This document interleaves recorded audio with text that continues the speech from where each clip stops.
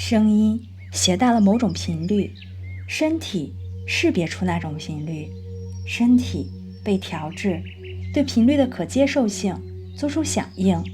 伟大的音乐家，像贝多芬还有莫扎特，他们带来了具有稳定性的信息，因为在那个黑暗肆虐的时代，他们可以接收到和谐的声音。为了保持人类记忆在某种程度上保持开放的状态，较低频率的声音也被转入了这些大师的脑海。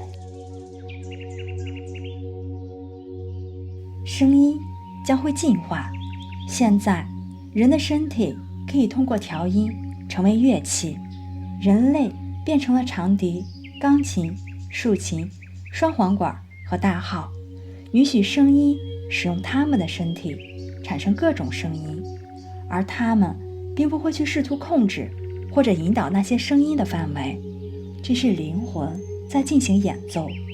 人类所需要的只是观赏自己和他人身上的交响乐，这个意义重大。这些和声有着不可思议的用途，因为它们能净化许多的事物。其中一件重要的事情是和声完成后要保持沉默。和声改变了一些东西，它开启了门户。某种特定的声音组合经过人体演奏之后，解锁了信息和智能的频率。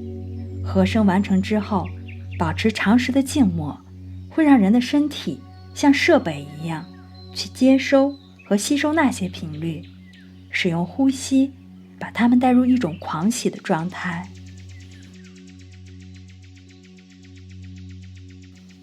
当你与别人调音协作，你就进入了群体意识，你在发声当中没有优先权，这是意识的巨大飞跃。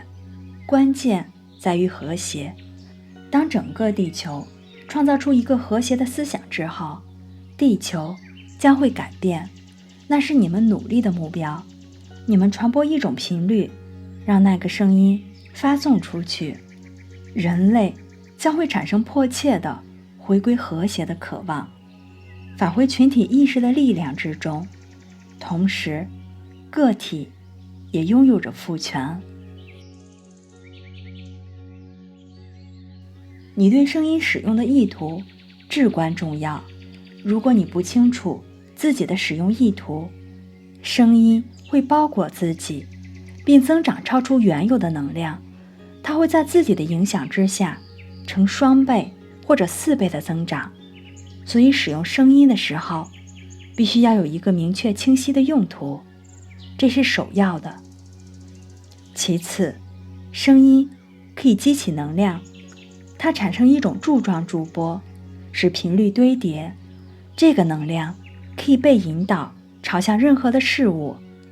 你听过绕行巴勒斯坦古城耶利哥的那些人，他们围绕着耶利哥行进了数天，创造了一个驻波，这个驻波最终堆积了大量的能量，使城墙崩塌。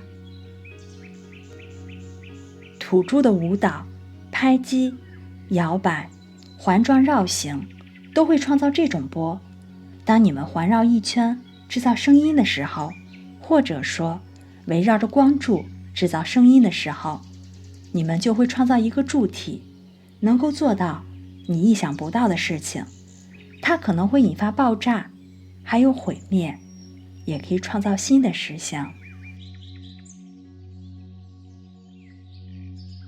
在好战的部落里，参战的人们都会使用战吼，他们团结起来进行祈祷，请求超自然力加持他们。战士们允许能量通过某个门户进入，制造驻波，用声音来对抗敌人。当你听到类似的战吼声音，你会记起它令人不适的用途，因为它非常强大，它让有些人不舒服，因为它让人回忆起声音的责任。有些人害怕声音，你们害怕用自己的声音清楚地陈述自己的喜好。你们拥有着细胞记忆，记得声音的威力，你们也记得使用声音所带来的力量。还有影响。你们有些人知道，它是有破坏性的。声音可以连接到你的理智无法到达之处。理智喜欢分类，但是声音无法去进行分类，你只能简单的去体验它。声音的误用来自意愿，你可以发现声音的力量，然后用它操控别人。当你在城市当中听到警报，是一种什么感觉？恐惧。那是一种声音的误用，它会改变你的频率，这是一种基本的使用声音的方式。制造声音的人知道它对人类心灵的影响，它尖锐、扰乱，让你无法专心其他的事情。那种频率就像一把锁，给人催眠，捕捉你的意识和理智。理智无法聚焦在别处，你就像被困在监狱当中，因为声音囚禁了你的觉知，就像上瘾或者被锁住一样，困在一个频率当中，无法脱身。声音变得有威慑力，去想想电视和其他电子设备发出的声音，你就知道了。看到不同形式的频率，比如说声音用来控制你们，总是令人不适。操控意识的秘密设备所发出的声音，会在人类当中制造大量的愤怒、不安、破坏以及刺激。我们和你们分享这些，出于很多原因，其终极目的是为了让你们更加自强。